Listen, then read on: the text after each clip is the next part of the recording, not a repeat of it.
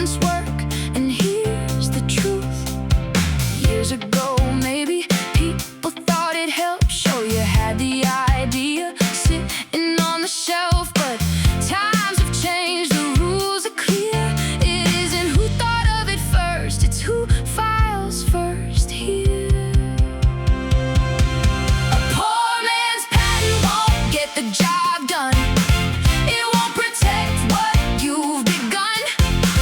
File it right, don't go alone. Go big, go bold.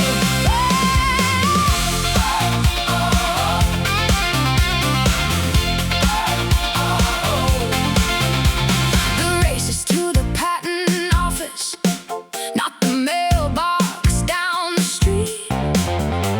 The first one filing properly gets the better seat. You earn protection by sharing what you've made. That's the deal the system offers, that's how rights are gained. Could you file it yourself? Sure, you probably can, but inventors should be inventing, not learning patent law by hand. Claims can make the difference between strong and weak. A patent that's worth defending, or one that's paper thin. Spend your time creating, building something new.